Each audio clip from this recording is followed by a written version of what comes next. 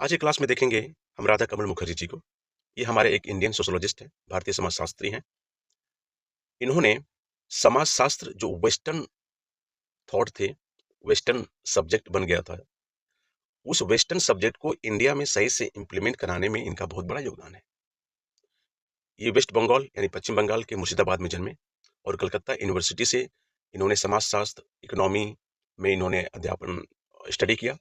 Study करने के बाद ये 1921 में जब हमारा नॉन कॉपरेशन मूवमेंट चल रहा था, 1920 का असहयोग आंदोलन, उस समय लखनऊ यूनिवर्सिटी में समाजशास्त्र के डिपार्टमेंट स्टेबलाइज होते हैं, स्थापित होते हैं। उसमें इनका बहुत बड़ा योगदान है।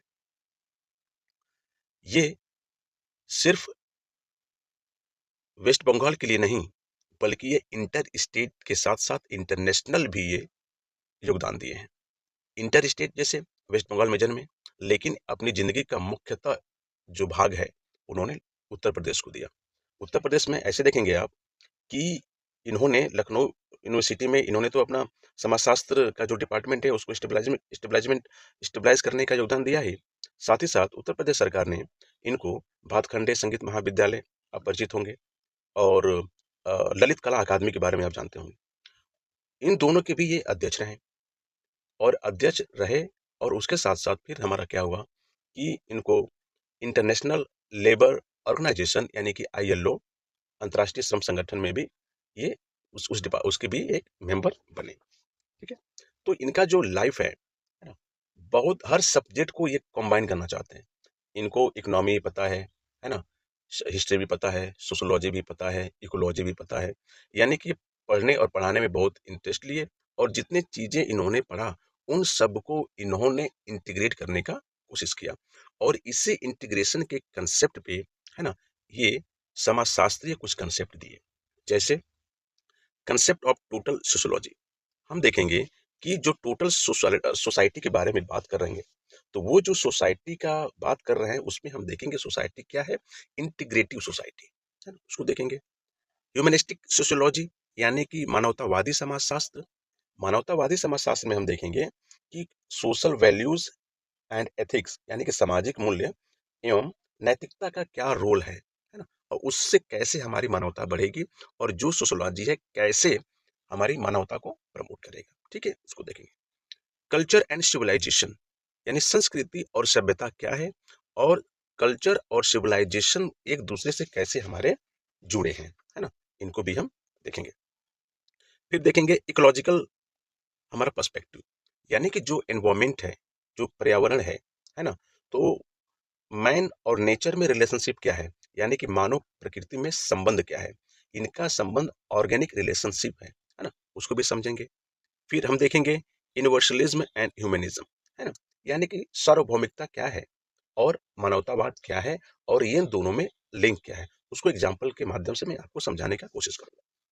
ये सारे कंसेप्ट समझने के बाद इनका मैं क्या है कंक्लूजन दूंगा। वो कंक्लूजन वन लाइनर नोट्स के रूप में होगा।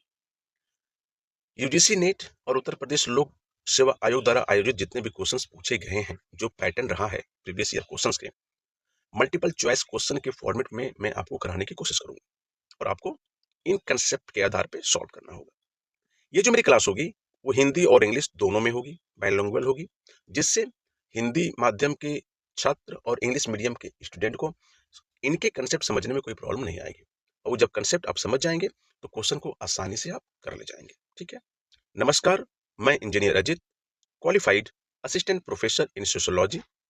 मैं आपको उत्तर प्रदेश लोक सेवा आयोग द्वारा आयोजित, साथ ही साथ जो वेरियस स्टेट्स हैं जैसे मध्य प्रदेश, राजस्थान, इन सबों के द्वारा जो आयोजित एग्जाम हैं, जैसे government degree college, government inter college, LT grade, और साथ ही साथ नेशनल एलिजिबिलिटी टेस्ट यानी कि नेट जो एग्जाम होते हैं, उन सभी के क्वेश्चन कैसे सॉल्व करेंगे, उनका कंसेप्ट क्या है, उन सब के बारे में मैं आपको बताऊंगा।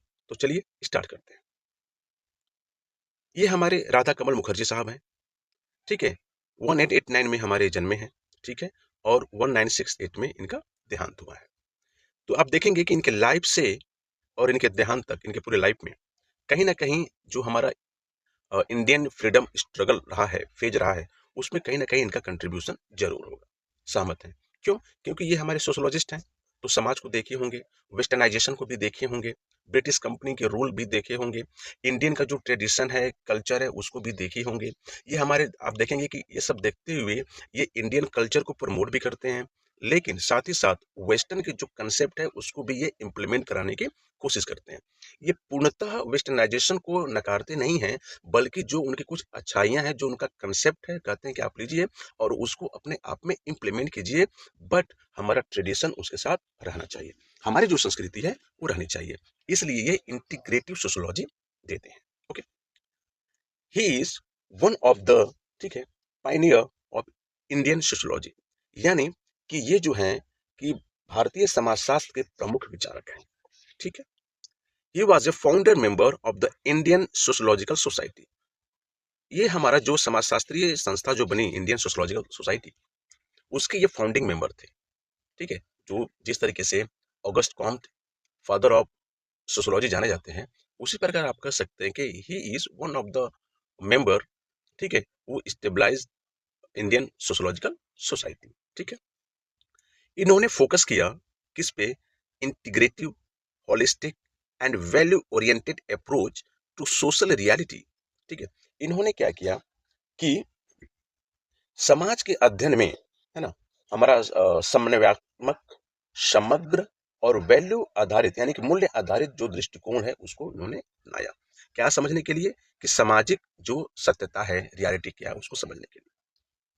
ये सब समझ रहे थे, लेकिन इन सबको समझने के लिए इन्होंने क्या किया कि सोशियोलॉजी समाजशास्त्र, इकोनॉमिक्स अर्थशास्त्र, ठीक है, इकोलॉजी यानी कि पर्यावरण, कल्चर संस्कृति और एथिक्स यानी कि नैतिक, इन सबों को इन्होंने कंबाइन किया। और इनको कंबाइन करने का मतलब इंटीग्रेट किया, और इंटीग्रेट करने के बाद जो हमारी सामाजिक सत्यता है, रियलिटी है, उसको समझने का इन्होंने कोशिश किया है। ठीक है, ओके, अब देखेंगे कि इनका कंसेप्ट क्या है। इनका कंसेप्ट ये है, पहला देते हैं ये इंटीग्रेटिव सोशियोलॉजी। इंटीग्रेटिव सोशियोलॉजी यानी कि जो इंटीग्रेटिव सोशियोलॉजी है, हम उसको समग्र समाज की अवधारणा भी बोल सकते हैं, कंसेप्ट ऑफ टोटल सोसाइटी। ठीक है, ये चीजें हमारी हैं। इंटीग्रेटिव मतलब समन्वयात्मक, है ना। okay. Mukherjee proposed integrative sociology. Mukherjee साहब जो हैं ये कहते हैं कि ऐसा है कि जैसा कि आपने देखा कि कोई मेडिकल सोशियोलॉजी को सपोर्ट करता है, कोई एथिकल सोशियोलॉजी को सपोर्ट करता है। इसके प्रीवियस क्लास में मैं आपको पढ़ाया था कि डॉक्टर बी आर अम्बेडकर को जो हमारा इमेंसिपेटरी सोशियोलॉजी पे फोकस करते हैं, है ना। तो इनका जो सोशियोलॉजी है वो हमारा इंटीग्रेटिव सोशियोलॉजी है। ठीक है, integrative sociology which studies society as a total system, यानी कि सोसाइटी जो है, सोसाइटी को एक पूरे सिस्टम में, संपूर्ण समग्र संस्था में आपको समझने की बात है ना, समग्र समाज की अवधारणा के रूप में समझाते हैं, जहाँ पे economy, cultural, ecological, moral, spiritual dimension और इंटरकनेक्टेड, यानी कि वो हमारा टोटल सोसाइटी वहां पे होगा कि जिसको सिर्फ एक एस्पेक्ट से नहीं, जैसे कार्ल मार्क्स सोसाइटी को इकोनॉमी से समझते हैं, ये कहते हैं कि नहीं, इकोनॉमी से नहीं, हमारा इकोनॉमी से भी होना चाहिए, हमारा कल्चरल से भी होना चाहिए, हमारे पर्यावरण से भी होना चाहिए, ठीक है, हमारे नैतिक पे भी होना चाहिए। इन सबों को जब आप जोड़ देंगे तो हमारा इंटीग्रेटिव सोशियोलॉजी का कंसेप्ट डिटरमाइंड हो जाएगा। Society is an integrated whole, not fragmented institution.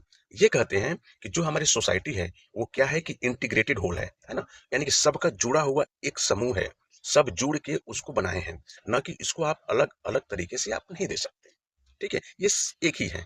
आप अलग अलग देखेंगे तो इनका जो बायोलॉजिकल जो रिलेशनशिप होता है, यानी कि जो ऑर्गेनिक रिलेशनशिप होगा, वो स्टेबलाइज नहीं होगा।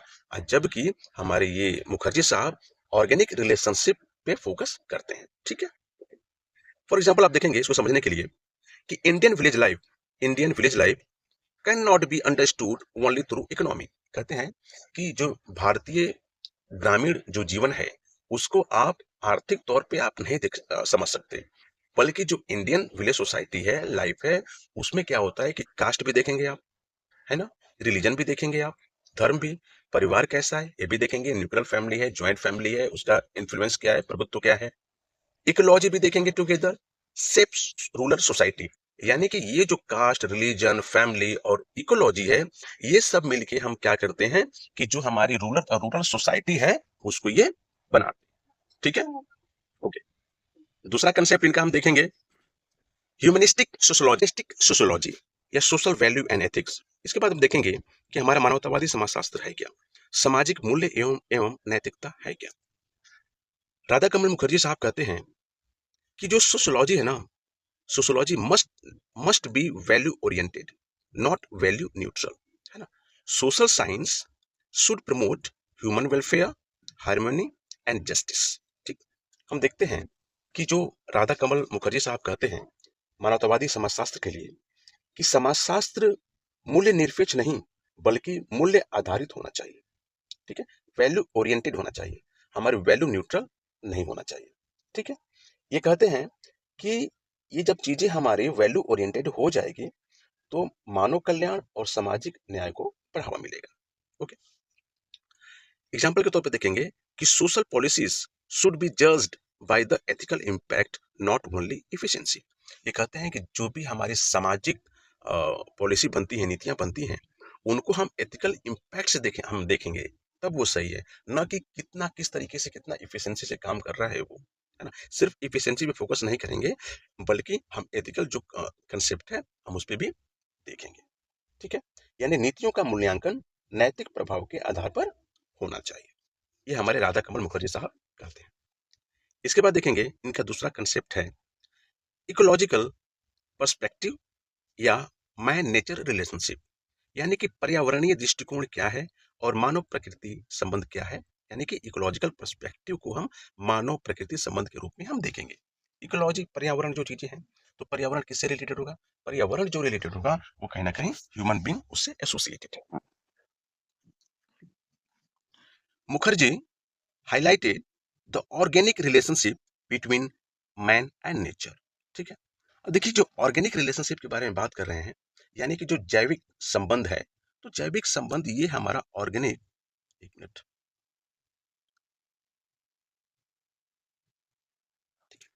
ये हमारा ऑर्गेनिक ऑर्गेनिक रिलेशनशिप यानी जैविक संबंध ये है क्या? ये ऑर्गेनिक रिलेशनशिप है वो डिपेंड करता है किस पे? इंटर डिपेंडेंस पे, इंटर डिपेंडेंस पे। आप देखेंगे जैसे पहले भी आप पढ़े हैं, हर्बर्ट स्पेंसर को देखे हैं, दरखाइम का देखे हैं, दुर्खिम को, जो उनका मैकेनिकल सोलिडारिटी और हमारा ऑर्गेनिक सोलिडारिटी के बारे में बात करते हैं। तो वो कहते हैं कि जो मैकेनिकल सोलिडारिटी होता है, ठीक है, वो बड़ा कॉम्पैक्ट होता है, ठीक है, वो इमोशन से जुड़े होते हैं। लेकिन जो ऑर्गेनिक हमारी सोलिडारिटी होती है, जैसे सर का एग्जाम्पल देके समझाया था कि उसमें क्या होता है कि डिपेंडेंसी होती है ना? यानी कि उसमें क्या है कि पैसा इंपॉर्टेंट, मनी जो टोकन करेंसी है वो इंपॉर्टेंट रोल प्ले करती है। जैसे एग्जाम्पल दिया था मैं आपको कि मान लीजिए आप सब्जी वाले के पास जाएंगे, सब्जी लेंगे, उसको पैसा देंगे। सब्जी वाला को कुछ खरीदना है तो कपड़े की दुकान पे जाएगा कपड़ा लेने के लिए, तो उसको पैसा देगा, कपड़ा लेगा। कपड़े वाले को दवा लेना है तो पैसा ले जाके मेडिकल स्टोर पे जाएगा, तो पैसा देके वो हमारा दवा खरीदेगा। यानी कि यानी कि पैसा वहाँ पे इंपॉर्टेंट रोल प्ले करता है। और जो वहाँ पे जो स्पेशलाइज सेक्शन है, यानी कोई सब्जी बेच रहा है, कोई कपड़ा बेच रहा है, कोई दवा बेच रहा है, तो वो सब अलग अलग स्पेशलाइज कैटेगरी हैं, लेकिन वो एक दूसरे पे डिपेंडेंट है, किसके माध्यम से? पैसे के माध्यम से। ठीक है, और मैकेनिकल में क्या होता है कि लोग इमोशनली कनेक्टेड होते हैं। ठीक है, यानी कि दुर्खिम का भी है और हर्बर्ट स्पेंसर का भी है। यही वेस्टर्न कंसेप्ट को ये इंडिया में भी लेके आए। तो राधा कमल मुखर्जी बोलते हैं कि हमारा ऑर्गेनिक जो रिलेशनशिप है ना, वो हमारा मेन और नेचर के बीच में, यानी आदमी, मानव और प्रकृति के बीच में संबंध है। ठीक है, तो पहले आपको समझा रहा हूँ कि ऑर्गेनिक रिलेशनशिप है क्या। ऑर्गेनिक रिलेशनशिप मतलब कि इंटरडिपेंडेंस, यानी कि एक दूसरे पे निर्भरता। जैसे मान लीजिए कि आप गाँव में रह रहे हैं, या बॉडी को मान लीजिए कि जो भी आपके ऑर्गन्स हैं, बॉडी के पार्ट्स हैं, जैसे आपका किडनी, उसका अलग फंक्शन है, आपका दिल हो गया, उसका अलग फंक्शन है, आपका दिमाग हो गया, उसका अलग फंक्शन है। ठीक है, और आपकी बॉडी में सब कुछ वो विद्यमान है। यदि हार्ट यानी कि दिल आपका सही से काम ना करे, तब आपका बॉडी सही से फंक्शन नहीं करेगा। उसी प्रकार यदि आपका लंग्स काम ना करे तो बॉडी हमारा काम नहीं करेगा। यानी कि सोसाइटी को सही से काम करने के लिए उसके हर एक जो ऑर्गन्स हैं उनको प्रॉपरली काम करना पड़ेगा, तभी जाके हमारा ऑर्गेनिक रिलेशनशिप स्टेबलाइज होगा और हमारा फंक्शनल होगा। ठीक है, इसी पे इन्होंने फोकस किया है। इतना समझ गए आप? अब देखिए कि Mukherjee highlighted organic relationship between man and nature, यानी कि मानव प्रकृति संबंध में हमारा ऑर्गेनिक रिलेशनशिप है, यानी कि एक दूसरे से अलग नहीं हो सकते। मुखर्जी ने मानव और प्रकृति के जैविक संबंध पर बल दिया है कि जो हमारा नेचर है उससे हम अलग नहीं हो सकते। क्यों? नेचर हमें ऑक्सीजन देता है, ठीक है? तो ऑक्सीजन लेके हम जिंदा रहते हैं। ओके। और हम प्लांट उगाते हैं, तो प्लांट हम उगाते हैं, उसको पानी देते हैं, उससे खेती-बाड़ी करते हैं, ठीक है? और वो हमें ऑक्सीजन प्रोवाइड करते हैं। तो यानी कि एक दूसरे से हम जुड़े हैं। एक यदि फंक्शन नहीं करेगा तो दूसरा खत्म हो जाएगा, ठीक है? यही हमारा रिलेशनशिप है। He argued that ignoring ecology leads to social imbalance. ये कहते हैं कि पर्यावरण को यदि आप इग्नोर कर देंगे, छोड़ देंगे, तो उससे क्या हो जाएगा? हमारे सोशल इम्बैलेंस हो जाएगा। यानी कि जो सोशल स्ट्रक्चर है, जो हमारा ऑर्गेनिक रिलेशनशिप है, वो हमारा बिगड़ जाएगा। ठीक है? अब तक जितने भी आप सोशियोलॉजिस्ट को मैं आपको पढ़ाया हूँ, उनमें आप देखेंगे किसी ने भी इस पे इकोलॉजी पे, एनवायरनमेंट पे फोकस ज़्यादा नहीं किए। लेकिन आप देखेंगे कि इन्होंने स्पेशली इकोलॉजिकल पर्सपेक्टिव इन्होंने दिया, एनवायरनमेंट पे इन्होंने फोकस किया। ठीक है? क्यों? क्योंकि ये ट्रेडिशन से जुड़े हैं, इंडियन ट्रेडिशन से जुड़े हैं और इंडियन ट्रेडिशन में ये पेड़-पौधे, नेचर से लोग बहुत एसोसिएट रहते हैं। जैसा कि इनका नेचर था राधा कमल मुखर्जी का, ये 3 बजे सुबह जग जाते थे, उसके बाद ये योगा योगा करते थे, पौधों को जल देते थे, ठीक है? तो ये कहीं न कहीं ये नेचर से इनका लिंकेज था और जब ये समाजशास्त्र, इकोनॉमी और जो सारे सब्जेक्ट पढ़े, तो उसको इन्होंने कहीं न कहीं नेचर से कोरिलेट किया, रिलेटेड किया और उसके बाद इन्होंने कांसेप्ट दिया, ठीक है? देखिए, जैसे फॉरेस्ट कंजर्वेशन, यदि आप फॉरेस्ट कंजर्वेशन कर रहे हैं, तो उसमें कहीं न कहीं मैन और नेचर रिलेशनशिप स्टेबलाइज़ हो रहा है, मानव प्रकृति संबंध हो रहे हैं, ठीक है? वाटर मैनेजमेंट यानी कि जल प्रबंधन भी आप कर रहे हैं, तो जल यानी कि नेचर, मैनेजमेंट यानी कि आप ही के द्वारा हो रहा है, तो नेचर और मनुष्य के द्वारा मैनेजमेंट हो रहा है, तो वो चीज़ें हमारे चल रही हैं, ठीक है? लेकिन यदि ये सब चीज़ें सब मेंटेन है, तब तो हमारा सोशल बैलेंस रहेगा। लेकिन आप देखेंगे कि deforestation causes displacement of tribal communities. लेकिन यदि आप जंगल को काटेंगे, इन नेचर को डिस्ट्रॉय करेंगे, तो आप देखेंगे कि उसमें जो ट्राइबल कम्युनिटीज रह रही हैं, ठीक है, उसको एक जगह से दूसरे जगह उसको जाना पड़ेगा, विस्थापित होना पड़ेगा, ठीक है? यानी कि उसका नुकसान हुआ, जंगल काटे, यानी कि जंगल हटा, तो वहाँ जो ट्राइबल कम्युनिटी रह रही थी, वो भी हट गया। और जब दोनों एक साथ थे, जब दोनों का एग्जिस्टेंस था, तो दोनों एक साथ हैं। लेकिन जब उनमें से किसी एक को आप हटा दिए, तो दूसरा ऑटोमेटिकली खत्म हो गया। यानी कि ऑर्गेनिक रिलेशनशिप उनका खत्म हो गया। ठीक है? तो ये है। इसलिए सोशल बैलेंस बनाना ज़रूरी है और किसके साथ? हमारा नेचर के साथ। ओके? ठीक। अब देखेंगे हम यूनिवर्सलिज्म एंड ह्यूमनिज्म, यानी कि हमारा सार्वभौमिकता क्या है और मानवतावाद क्या है, इन दोनों के बीच में क्या रिलेशन है। मुखर्जी सपोर्टेड यूनिवर्सल ह्यूमनिज्म, ठीक है, यानी कि जो सार्वभौमिकता मानवतावाद है उसको इन्होंने सपोर्ट किया है। लेकिन आप देखिए, इन्होंने अपोज भी किया है किसका? जो नैरो नेशनलिज्म एंड रेशियलिज्म होता है, ठीक है, यानी इन्होंने मानवतावाद और सार्वभौमिकता का समर्थन किया तथा संकीर्ण राष्ट्रवाद का विरोध किया। ये राष्ट्रवाद के बारे में बात आ रही है, ठीक है, नस्लभेद के बारे में बात हो रही है। ये क्यों हो रही है? क्योंकि ये उस समय सारा कंसेप्ट दे रहे हैं कि जब ब्रिटिशर्स हमारे देश में हैं, वो रूल कर रहे हैं, ठीक है? उस समय हमारा इंडियन फ्रीडम फाइटर्स स्ट्रगल कर रहे हैं। कुछ लोग बस नेशनलिज्म को बस छोटा चीजें समझ रहे हैं, संकीर्ण भावनाओं से देख रहे हैं, जो कि ये तो बहुत ब्रॉड कंसेप्ट है, ठीक है? तो ये कहते हैं कि इन्होंने मानवतावाद और सार्वभौमिकता का समर्थन किया और जो संकीर्ण नेशनलिज्म है यानी कि राष्ट्रवाद है उसका विरोध किया। जैसे ग्लोबल कॉर्पोरेशन, ठीक है, on climate change reflect his universalism, यानी कि अभी आप देखेंगे कि जो हमारे कॉप हो गया, सीओपी, है ना, और जो इन्वायरमेंट पे हमारा यूनाइटेड नेशन का जो इन्वायरमेंट कमिटी है, इन्वायरमेंटल कमिटी, उसको देखिए, जो ग्लोबल कॉर्पोरेशन है, जो हमारा क्लाइमेट चेंज को लेके बात करते हैं, एक साथ हमारे बैठते हैं और उनका एक मेन होता है, उद्देश्य होता है क्लाइमेट चेंज, ठीक है? तो वो चाहे इंडिया के हों, चाहे पाकिस्तान के हों, अफ़गानिस्तान के हों, रसिया के हों, किसी भी स्टेट के हों, वर्ल्ड में 195 कंट्रीज़ हैं, वो सभी मिल के जब क्लाइमेट चेंज यानी कि उनका बस एक ही पॉइंट होता है क्लाइमेट चेंज, जब उस पे वो बात करते हैं, तब हम यूनिवर्सलिज्म के बारे में बात करते हैं। तभी हमारा क्लाइमेट चेंज क्या हो जाएगा? ये क्लाइमेट चेंज हमारा यूनिवर्सलिज्म हो जाएगा, ठीक है? तो उस पे हम बात करते हैं, तो ये हमारा एग्जाम्पल हो गया। और जब क्लाइमेट चेंज हो रहा है, क्लाइमेट चेंज को कंट्रोल करने के लिए कि टेम्परेचर ज़्यादा न बढ़े, उसके लिए सभी लोग मिल के हम बात करते हैं, ह्यूमैनिटी की बात करते हैं, जिससे ह्यूमन का विकास हो, ह्यूमन की भलाई हो, मनुष्य की भलाई हो, तब वो हमारा ह्यूमनिज्म कहलाता है, मानवतावाद कहलाता है। यानी कि यूनिवर्सलिज्म और ह्यूमनिज्म आप देखेंगे तो इस तरीके से उनको कोरिलेट कर सकते हैं, ठीक है? ये देखिए, जैसा कि पहले आपको बताया मैं कि जो इंडियन ट्रेडिशन है उसको इन्होंने सपोर्ट किया है ना? लेकिन ये जो वेस्टर्न सोशियोलॉजी है इसका इन्होंने कहीं ना कहीं अपोज किया है। ये वेस्टर्न सोशियोलॉजी है। वेस्टर्न सोशियोलॉजी की क्या आलोचना करते हैं हम देखते हैं। He criticised western sociology for being, ठीक है क्या, मैकेनिस्टिक और ओवरली इंडिविजुअलिस्टिक। यानी कि ये कहते हैं कि जो हमारा वेस्टर्न सोशियोलॉजी है ना, वो सोशियोलॉजी क्या है कि वो हमारा मशीन पे फोकस करता है ज्यादा, इंडस्ट्री पे फोकस कर रहा है, उस पे लेके हमारा वो सोशियोलॉजिकल थॉट दे रहे हैं। और ये जो है कि हमारा आ- आदमी का ही बस एक रिसर्च चल रहा है। वो हमारा पार्टिसिपेंट ऑब्जर्वेशन करते हैं, ठीक है, वो हमारे जाते हैं कहीं कहीं पे किसी ट्राइब के बीच में जाते हैं और उनके साथ रहते हैं और उनका खुद का जो एक्सपीरियंस होता है, ठीक है, उसी को वो प्रमोट करते हैं, ठीक है। ओके, तो ये हमारा इंडिविजुअलिस्टिक है। लेकिन ये कहते हैं कि हम मेरा जो सोशियोलॉजी है वो होलिस्टिक है, वो टोटल सोसाइटी पे फोकस करता है, ठीक है। तो ये कहते हैं कि जो हमारा वेस्टर्न सोशियोलॉजी है वो हमारा मैकेनिस्टिक है, ये हमारा ओवर इंडिविजुअलिस्टिक है और rooted in industrial capitalist society, ठीक है।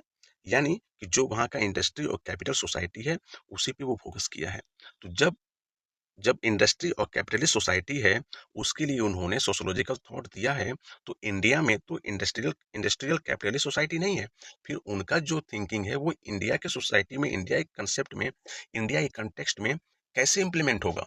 इसलिए वो कहते हैं कि जब तक हमारा इंडस्ट्रियल कैपिटलिस्ट सोसाइटी इंडिया नहीं हो पाएगी तब तक उनका थॉट यहाँ पे सही से अप्लाई नहीं हो पाएगा, ठीक है। ये एडवोकेट करते हैं, समर्थन करते हैं इंडियन सिविलाइजेशनल पर्सपेक्टिव। वो जो, क्योंकि इंडियन है ये, ठीक है, नेचर से रिलेटेड है ये, इंडिया में सोशोलॉजी को प्रमोट कर रहे हैं ये। तो जब इंडिया में सोशोलॉजी को प्रमोट कर रहे हैं तो इंडिया का जो ट्रेडिशन है, इंडिया का जो कल्चर है, यहाँ यहीं के अनुसार ना हम कंसेप्ट देंगे, इसी की अवधारणा हम देंगे ना। तो ये यहीं पे रहते हुए यहीं का स्टडी करके यहीं के लोगों के लिए ही ये अपना इंडियन सिविलाइजेशनल पर्सपेक्टिव अप्रोच देते हुए और इंडियन ट्रेडिशन को सपोर्ट करते हैं। और हमारा जो वेस्टर्न सोशियोलॉजी है, जो वहाँ पे वहाँ का कल्चर अलग है, ट्रेडिशन अलग है, इंडस्ट्रियल सोसाइटी है, कैपिटलिस्ट सोसाइटी है, वो उस तरीके से अपना दिए होंगे, तो वो इंडिया में सही से इम्प्लीमेंट नहीं होगा। इसलिए इन्होंने जो इंडिया कल्चर है उस पर फोकस करके अपना एक इन्होंने समाजशास्त्रीय विचार दिए, ठीक। इनके बुक्स हैं जो जनरली पूछे जाते हैं यूजीसी नीट में या जो आयोग द्वारा एग्जाम होते हैं असिस्टेंट प्रोफेसर के, उसके लिए। इसमें देखेंगे इनकी मोस्ट इंपॉर्टेंट जो बुक है वो है हमारा सोशल स्ट्रक्चर ऑफ वैल्यूज, ठीक है। सोशल स्ट्रक्चर ऑफ वैल्यू यानी कि मूल्य की जो सामाजिक संरचना है उसके बारे में बताएं। किसके मूल्य के, वैल्यूज क्या है उसके। इसी किताब में, ये हमारा बुक है, इस किताब में आप देखेंगे कि जो हमारा इंटरडिसिप्लिनरी अप्रोच इन्होंने लाया, यानी कि इंटरडिसिप्लिनरी यानी कि अलग अलग डिसिप्लिन, डिसिप्लिन मतलब सब्जेक्ट, मान लीजिए इकोनॉमी हो गया, अर्थशास्त्र हो गया, समाज शास्त्र हो गया, ठीक है, गणित हो गए, है ना। तो उन सबको इन्होंने एक साथ जोड़ा, एक साथ जोड़ के उन्होंने सोसाइटी को देखना शुरू किया, ठीक है। तो ये जो इंटरडिसिप्लिनरी अप्रोच आएगा इसकी इस बुक में मेंशन है, सोशल स्ट्रक्चर ऑफ वैल्यूज, ठीक है। Blending element of sociology, psychology, ecology to thoroughly analyze the integration of value within social structure। आप देखेंगे कि जहाँ पे ये वैल्यू आएगा यानी कि समाजशास्त्र, मनोविज्ञान और पर्यावरण को जोड़ के इन्होंने जो मूल्य को समझा है, ठीक है, सामाजिक संरचना में, है ना, इंटीग्रेट जो किया है, जो एनालाइज किया है, वो चीज कहाँ मिलेगी, इनकी बुक है सोशल स्ट्रक्चर ऑफ वैल्यूज में, ठीक है। हाईलाइट द वैल्यूज, जो वैल्यू को जो हाईलाइट किए हैं, influence social cohesion and conflict, यानी कि जो हमारे सामाजिक में जो प्यार है, जो लगाव है, और हमारे समाज में जो कन्फ्लिक्ट होते हैं, जो विरोधाभास होते हैं, ठीक है, तो वो हमारा क्या है कि वैल्यू जो है कैसे उसको इन्फ्लुएंस करता है, कैसे समाज में प्यार बढ़ेगा, ठीक है, तो वैल्यू कैसे प्यार बढ़ाएगा, कैसे समाज में हमारा कन्फ्लिक्ट होगा, तो वो सब वैल्यू पे डिपेंड करता है। तो वो चीजें हमारा किसमें है, सोशल स्ट्रक्चर एंड वैल्यू। यानी कि सिंपल कंसेप्ट आप समझिए कि जहाँ पे वैल्यू आ जाए, जहाँ पे वैल्यू आ जाए, जहाँ पे वैल्यू आ जाए और इंटरडिसिप्लिनरी, वो हमारा इस बुक में आप क्लिक कर दीजिएगा, ठीक है। ओके, दूसरी इनकी बुक है मैन एंड हिज हैबिटेशन। तो जहाँ पे हैबिटेशन के बारे में बात आ जाएगा, मैन की बात आ जाएगा, तो वो हमारा कहीं ना कहीं सोशल इकोलॉजी की बात कर रहा है। इकोलॉजी यानी कि हैबिटेशन यानी कि इन्वायरमेंट से रिलेटेड है, यानी कि ecology. Indian working class book है इनकी, है ना। इसमें इन्होंने इंडस्ट्रियल जो सोसाइटी है ना, उसके बारे में इन्होंने एक्सप्लेन किया है। The sociologist and social change in India today, ठीक है, इनकी जो बुक है the sociologist and social change in India today, है ना? ये राधा कमल मुखर्जी की बुक है। जनरली क्या होता है कि कभी-कभी कन्फ्यूज़ करने के लिए 2 बुक का नाम देते हैं, और 2 बुक का नाम देने के लिए 2 मुखर्जी हैं, और दोनों मुखर्जी आर के मुखर्जी हैं, ठीक है? दोनों आर के मुखर्जी हैं।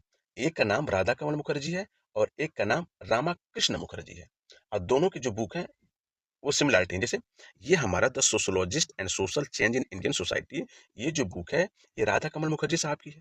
लेकिन एक दूसरी किताब है सोशियोलॉजी ऑफ इंडियन सोशियोलॉजी, वो हमारा रामाकृष्ण मुखर्जी की है। तो वहां से थोड़ा सा तैयार रहिएगा, प्रिपेयर रहिएगा, कंफ्यूज करने के लिए दे सकता है कि सोशियोलॉजी ऑफ इंडियन सोशियोलॉजी किसके द्वारा है, तो वो हमारा रामाकृष्ण मुखर्जी के द्वारा है। शॉर्टकट में आर के मुखर्जी का, लेकिन रामाकृष्ण मुखर्जी। ओके, ठीक। अब तक आपने कंसेप्ट देखे, और इनके जो मोस्ट फेमस बुक्स इनके बहुत हैं, वर्क्स इनके बहुत हैं, लेकिन जो मोस्ट इंपॉर्टेंट है उसको मैंने यहाँ बताने का कोशिश किया है। अब हम देखेंगे इनके कंसेप्ट को वन लाइनर नोट्स में। Okay, he explored various philosophical traditions including Vedanta, है ना, बुद्धिज्म एंड टोइज्म, यानी कि जो वेद है, जो वेदांत आए हमारे, बुद्धिज्म धर्म जो आया, ठीक है, इन सबको इन्होंने क्या किया कि इनकी सबकी जो दार्शनिक परंपरा है उसको इन्होंने एक्सप्लेन किया, एक्सप्लोर किया, समझाने की कोशिश किया, to develop an alternative world view of sociology. ठीक है, यानी कि इन्होंने क्या किया कि जो जो सोशोलॉजी जो है, ठीक है, जो वर्ल्ड व्यू एक अलग तरीके से, यानी कि समझिए, वेदांत है, वेदांत कुछ अलग फिलॉसफी है, बुद्धिज्म है, बुद्धिज्म में कुछ अलग फिलॉसफी है लाइफ जीने का। इन्होंने क्या किया कि इन तीनों को मिलाकर, है ना, एक अलग से वर्ल्ड व्यू दिया, ठीक है, सोशोलॉजी का, ठीक है, कि कैसे हमारा ये चलेगा, ठीक है। ही emphasizes that spirit of tolerance of diversities is reflected in Rigveda. फिर हम देखेंगे कि हम कहते हैं कि ये इंडियन ट्रेडिशन से बहुत अटैच है, ठीक है। तो जब इंडियन ट्रेडिशन से अटैच हैं तो आप देखेंगे कि वेदांत के बारे में बात हो गई, बुद्धिज्म को लेकर बात हो गई। अब ऋग्वेद के भी बारे में बात करेंगे हम। तो ये देखते हैं, ये कहते हैं कि जो हमारा ऋग्वेद है, तो ऋग्वेद में हमारा spirit of tolerance of diversities है, यानी कि आप देखेंगे ऋग्वेद में बहुत हर धर्म को सपोर्ट करने की बात हुई है, संस्कृति को सपोर्ट करने की बात हुई है, ठीक है। अब बुद्धिज्म, जो भी हमारे सेक्ट्स हैं, उसको भी सपोर्ट करने की बात हो रही है। यानी कि कहीं ना कहीं जो हमारे इंडियन ट्रेडिशन में रहा है कंसेप्ट, वो डाइवर्सिटी का रहा है ना, बहुतावाद का रहा है। हम किसी एक मोनो पे नहीं चले हैं, किसी एक कंसेप्ट को लेकर नहीं चले हैं। वो चीज कहाँ उन्होंने फोकस भी किया है कि जो हमारा ऋग्वेद है, ठीक है, यानी कि ऋग्वेद, यजुर्वेद, सामवेद एंड अथर्ववेद, यानी कि जो 4 वेद हैं, ठीक है, तो उसमें जो सबसे बड़ा जो वेद है ऋग्वेद, जो पुराना है सबसे, उसमें भी ये चीजें मेंशन है, तो इंडियन ट्रेडिशन को भी रिफ्लेक्ट करते हैं। He was a humanistic Indian sociologist. ये जो है कि हमारा जो मानवतावाद है, मानवतावाद भारतीय समाजशास्त्री हैं। he developed he developed the concept of total society, यानी कि इंटीग्रेटिव सोसाइटी, यानी कि इंटीग्रेटिव सोशियोलॉजी, ठीक है, इन्होंने कंसेप्ट टोटल सोसाइटी का दिया है। he believed sociology must serve human welfare. ये कहते हैं कि जो हमारा समाजशास्त्र है, वो समाजशास्त्र बस अध्ययन करने के लिए नहीं है, बल्कि जो हमारा समाजशास्त्र है उसका ये काम है कि कि जो ह्यूमन बींग है, जो मानव है, मानव का कैसे भलाई हो सके, ठीक है। उसमें सारे सेक्शन जो भी ह्यूमन बींग्स हैं उनका वेलफेयर करने के लिए ये सोशियोलॉजी आया है, ठीक है। Culture is the soul and civilization is the body of society, यानी कि एक सोसाइटी है, समाज आप मान लिए है, तो समाज जो है, समाज का एक आत्मा होगा और समाज का एक बॉडी होगा, ठीक है। जैसे एक हमारा सोसाइटी है,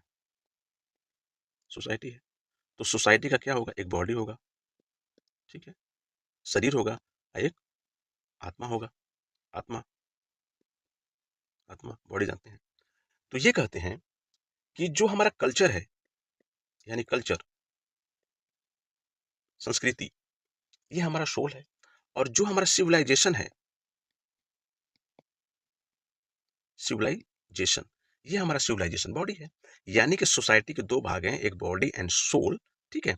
तो बॉडी है वो हमारा सिविलाइजेशन है, सिविलाइजेशन से सोसाइटी बनी है, और हमारा जो उसका सोल है वो हमारा कल्चर है। यानी कि जो हमारा सी है ये इंपॉर्टेंट है सोसाइटी के लिए, एक हमारा कल्चर और एक हमारा सिविलाइजेशन।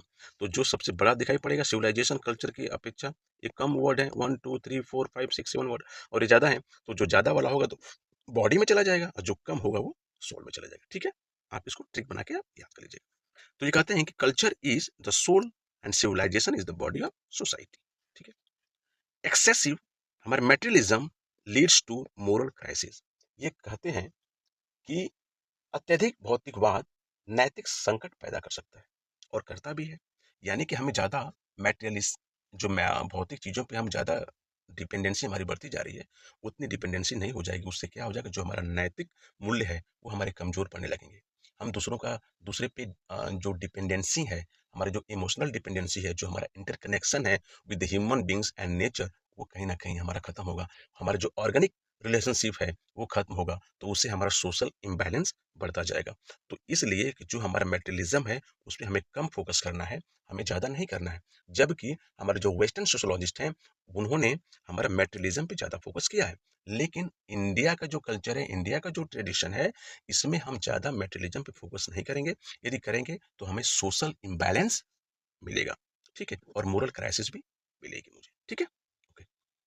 ये कहते हैं tradition and modernity must be synthesized.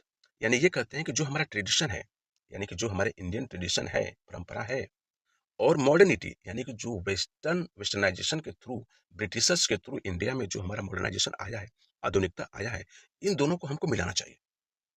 मिलाना चाहिए यानी कि उनका जो वेस्टर्नाइजेशन का जो कंसेप्ट है, उनसे हमें सीखना चाहिए और हमें ट्रेडिशन के साथ मॉडर्न को लेके आगे बढ़ना है। ठीक है।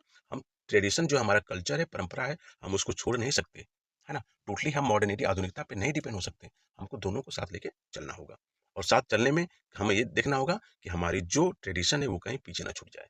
ठीक है। Okay. Again, next one, he promoted indigenisation of sociology. यानी कि इन्होंने क्या किया कि जो भारतीयता के बारे में बात कर रहे हैं, यानी कि समाजशास्त्र जो है उसको भारतीयकरण करने की इन्होंने कोशिश किया, है ना। इन्होंने प्रमोट किया कि जो सोशोलॉजी है, एक भारत का भी सोशोलॉजी होना चाहिए, और सोशोलॉजी को भारत के तरीके से, जैसे भारतीय हैं उन तरीके से भी सोच के आगे बढ़ाना है। इसीलिए इन्होंने 1921 में आप देखेंगे कि लखनऊ यूनिवर्सिटी में जो सोशोलॉजी डिपार्टमेंट स्टेबलाइज हुआ, उसमें इनका बहुत बड़ा योगदान रहा। Value crisis is the main problem of modern society. और ये कहते हैं कि यदि आप ट्रेडिशन को ज्यादा फोकस नहीं करेंगे और आप टोटली मॉडर्निटी पे जाएंगे, तो आप देखेंगे कि हमारी वैल्यू क्राइसिस शुरू हो जाएगी, है ना। हमारे मूल्य का अपघटन शुरू हो जाएगा, हमारे मूल्य की वैल्यू नहीं रह जाएगी।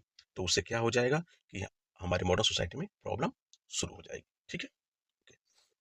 तो अब तक कंसेप्ट देखा आपने, वन लाइनर जो इनका शॉर्ट नोट्स था उसको आपने देखा। अब हम देखेंगे PYQ, प्रीवियस ईयर के क्वेश्चंस, जो मल्टीपल चॉइस क्वेश्चंस होंगे। ठीक है, आप उसको कीजिए, देखिए कितना कर पाते हैं आप। ठीक है, आप वीडियो को रोक रोक के आप क्वेश्चन को करते जाइए, ऑप्शन दिया रहेगा और आप सॉल्व कीजिए। Radha Kamal Mukherjee is best known for which sociological approach. यानी कि राधा कमल मुखर्जी किस समाजशास्त्रीय दृष्टिकोण के लिए प्रसिद्ध हैं। ठीक है। स्ट्रक्चरल फंक्शनलिज्म यानी कि संरचनात्मक कार्यात्मकता, या कॉन्फ्लिक्ट थ्योरी, इंटीग्रेटिव सोशियोलॉजी, या सिंबॉलिक इंटरेक्शनिज्म। ठीक है, तो आप देखेंगे कि जो कॉन्फ्लिक्ट है ये कार्ल मार्क्स पे चले जाएंगे। स्ट्रक्चरल फंक्शनलिज्म है तो वो हमारे जो है फंक्शनलिज्म, हर्बर्ट स्पेंसर, इधर चले जाएंगे तो वो भी नहीं होंगे। ठीक है। सिंबॉलिक इंटरेक्शनिज्म देखेंगे तो जो हमारे मीड आते हैं, है ना, मीड है ना, मीड चले जाएंगे तो बचे कौन, हमारे इंटीग्रेटिव सोशियोलॉजी। और कौन दिए, राधा कमल मुखर्जी साहब। ठीक है, जो कंसेप्ट जहां से रिलेटेड है उसको भी मैं समझाने की कोशिश कर रही हूँ। ओके, इसे क्या है, C. Good. Second question, according to the Radha Kamal Mukherjee, society should be studied as. Radha Kamal Mukherjee के अनुसार समाज का अध्ययन किया जाना चाहिए। ठीक है, केवल आर्थिक व्यवस्था के रूप में नहीं, ये कहते हैं कि नहीं। व्यक्तियों के समूह के रूप में, ठीक है, ये कहते हैं कि नहीं। पॉलिटिकल ऑर्गेनाइजेशन, नहीं, क्या कहते हैं ये, a total and integrated whole. ठीक है, यानी समग्र एवं समन्वित इकाई के रूप में देखना चाहिए, और इसीलिए इन्होंने टोटल सोसाइटी का कंसेप्ट दिया है। ठीक। सी। मुखर्जी का कौन सा विचार मानव संस्कृति संबंध को दर्शाता है, यानी कि highlight the relationship between man and nature. ठीक है। ठीक है, यानी कि मैन और नेचर में हमारा कौन सा बताता है चीजें, कौन सा इनका विचार। सोशल एक्शन, नहीं, इनका है भी नहीं। सोशल इकोलॉजी, ठीक है। मोबिलिटी, नहीं। स्ट्रेटिफिकेशन, नहीं। हमारा जब इकोलॉजी आ गया इन पारिस्थितिकी, तो हमारा नेचर के साथ होगा, तो ये होगा। ठीक है, okay,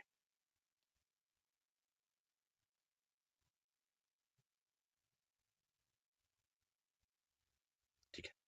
Radha Kamal Mukherjee rejected the idea of complete value neutrality in sociology, यानी कि राधा कमल मुखर्जी ने समाजशास्त्र में पूर्ण मूल्य निरपेक्षता के विचार को क्या किया, इन्होंने स्वीकार किया नहीं, मॉडिफाई किया नहीं, रिजेक्टेड, सॉरी, रिजेक्टेड, यस, इन्होंने उसको रिजेक्ट कर दिया। इन्होंने क्या कहा कि सोसाइटी जो है हमारी, वो हमारा न्यूट्रल नहीं होनी चाहिए, लेकिन हमारी क्या होनी चाहिए, ओरिएंटेड होनी चाहिए, है ना, यानी कि वैल्यू वैल्यू ओरिएंटेड होना चाहिए, है ना, रिजेक्टेड, इन्होंने जो न्यूट्रलिटी है उसको रिजेक्ट किया है, ठीक है। सी, फिफ्थ वन देखिए, इस क्वेश्चन को ऐसे ना आप वीडियो को पॉज कीजिए, रोकिए, है ना, फिर उसके बाद अपने से आप सॉल्व करने की कोशिश कीजिए, फिर उसके बाद जो मैं आपको बताऊंगा उसको देखिए और आंसर देखिए और अपने को करेक्ट कीजिए, ठीक है, ओके। देखिए, which are the following is an important work of Radha Kamal Mukherjee related to values, है ना, ये वैल्यू से है और इन्होंने क्या बोला है कि इंपॉर्टेंट वर्क यानी कि जो किताब में निम्नलिखित में कौन सा ग्रंथ मुखर्जी का मूल्य संबंधी महत्वपूर्ण कार्य है, वैल्यू रिलेटेड, तो हमारा कौन हो जाएगा, the division of labour in society, नहीं, the social structure of values, आया ना वैल्यू, मैं आपको हिंट किया था कि जहां वैल्यू आएगा उसको क्लिक कीजिएगा और कुछ जरूरत नहीं है, ठीक है, ओके। राधा कमल मुखर्जी किस में फोकस कर रहे हैं, किस प्रकार के समाजशास्त्र पर बल देते हैं, ठीक है, वैल्यू न्यूट्रल सोशोलॉजी, नहीं, वो रिजेक्ट करते हैं, पॉजिटिविस्ट सोशोलॉजी, नहीं, ऑगस्ट काउंट बोलते हैं, ये भी नहीं, वैल्यू ओरिएंटेड सोशोलॉजी, यस, मूल्य आधारित पे करते हैं क्योंकि वैल्यू आ गया ना, उस पे करते हैं, मैथमेटिकल, नहीं, ये भी नहीं, ठीक है, वैल्यू, ठीक है।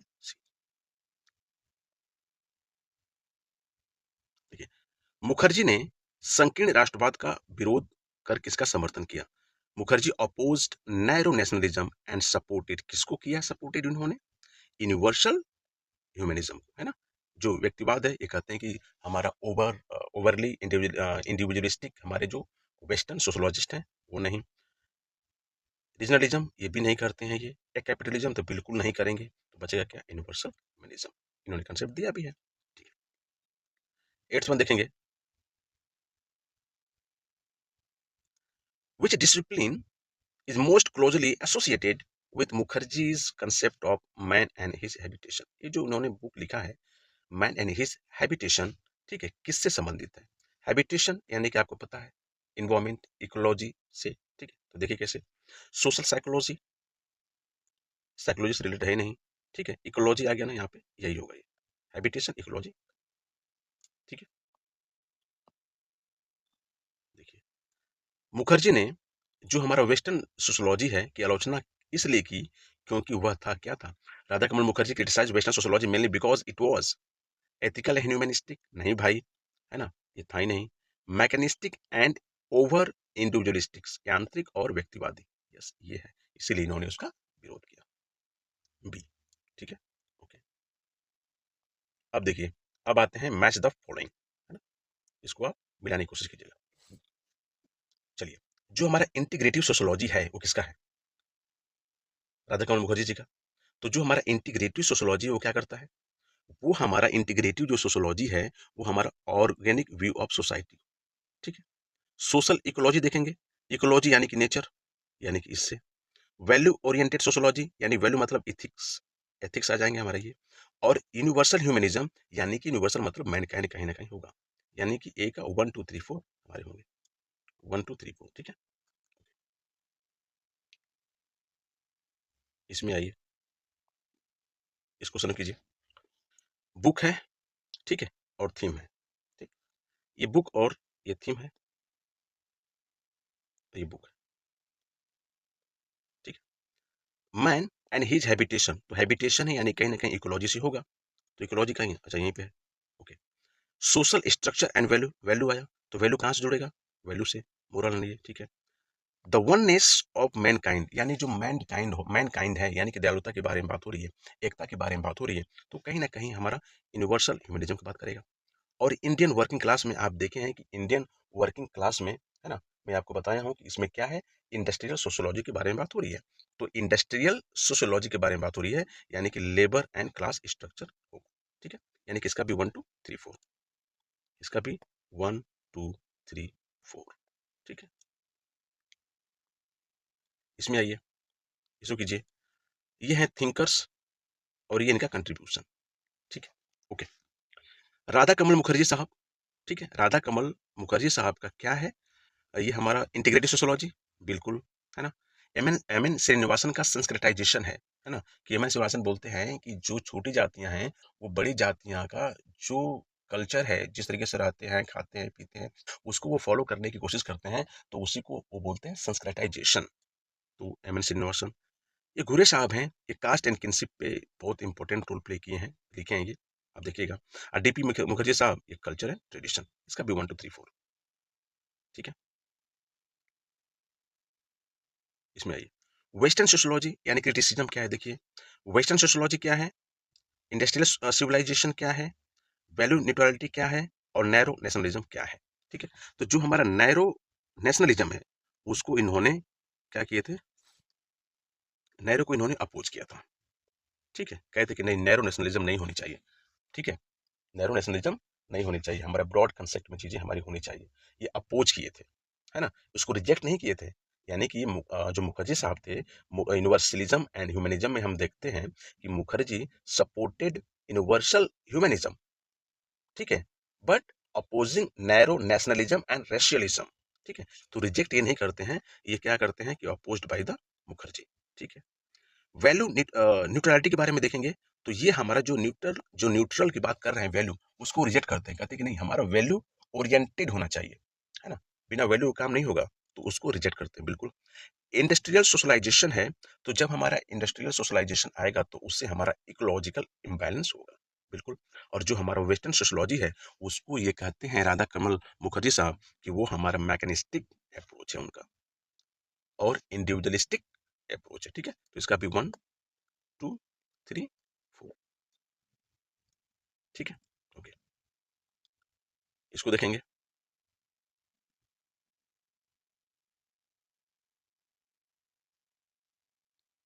ठीक है, ये हमारा डिसिप्लिन है और ये हमारा फोकस है किस पे। ओके, जो हमारा सोशोलॉजी है वो क्या करता है, इकोनॉमिक्स क्या करेगा, सोशल इकोलॉजी क्या करेगा, और एथिक्स क्या करेगा। तो देखिए, जहां पे हम सोशल इकोलॉजी आ जाएगा, वहां पे मैन और इन्वायरमेंट का रिलेशन होगा, ये पहले कीजिए, सी का 3। ठीक है, एथिक्स है यानी कि मोरल वैल्यू है। इकोनॉमिक्स आएगा तो इकोनॉमिक्स में हमारा प्रोडक्शन एंड डिस्ट्रीब्यूशन, उत्पादन और वितरण की बात होगी। और जो हमारा सोशियोलॉजी है वो हमारा सोशल रिलेशनशिप हमारा होगा। और राधा कमल मुखर्जी साहब कहते हैं कि जो सोशियोलॉजी होता है, उस सोशियोलॉजी को क्या करना चाहिए कि ह्यूमन वेलफेयर के बारे में सोचना चाहिए, उसी पे काम करना चाहिए। ठीक है, 1 2 3 4, 1 2 3 4। ठीक है, ओके। तो अब तक आपने देखा कि PYQ, MCQ, ठीक है, ये देखा आपने। ठीक है, फिर आपका वन लाइनर नोट्स देखा आपने। ठीक, बुक्स को देखा आपने, इनके कौन कौन से बुक हैं। फिर हमारा जो वेस्टर्न सोशोलॉजी है के बारे में क्या क्रिटिक्स किए इन्होंने, राधा कमल मुखर्जी साहब ने, उसको देखा आपने। फिर हमारा यूनिवर्सलिज्म और हमारा ह्यूमनिज्म जम के बारे में देखे। फिर आप देखें इकोलॉजिकल यानी कि मैन एंड नेचर रिलेशनशिप। ठीक है, यानी PYQ हो गया, वन लाइनर नोट्स हो गया, बुक्स होंगे, वेस्टर्न सोशोलॉजी हो गया, यूनिवर्सलिज्म एंड ह्यूमनिज्म हो गया, मैन नेचर रिलेशनशिप हो गया, और उसके बाद फिर आप देखेंगे ह्यूमनिस्टिक सोशोलॉजी, इसको भी देखा आपने। ठीक है, फिर उसके बाद इंटीग्रेटिव इंटीग्रेटिव सोशियोलॉजी। ठीक है, ये सब आपने देखा है। ठीक है, ओके। तो दोस्तों, आज के वीडियो में बस इतना ही। आज का वीडियो आपको कैसा लगा, यदि अच्छा लगा हो तो प्लीज़ लाइक, सब्सक्राइब और शेयर जरूर कीजिए। और ऐसे ही इंफॉर्मेटिव वीडियो के लिए हमारे चैनल पे आप बने रहिए। ठीक है, और जो आपको पढ़ाया हूँ, ठीक है? इसको आप रिवाइज़ कीजिए, नोट्स बनाइए, जो एमसीक्यू हैं, जो सोशियोलॉजिस्ट राधा कमल थिंकर हैं, इनके जो क्वेश्चंस हैं प्रीवियस ईयर्स के, उनको सॉल्व करने की कोशिश कीजिए, ठीक है? और कुछ नोट्स बनाइए, प्रॉपर ट्रिक्स बनाइए, जिससे आप याद कर सकें, ठीक है? तो दोस्तों, आज के लिए बस इतना ही। Thank you. धन्यवाद।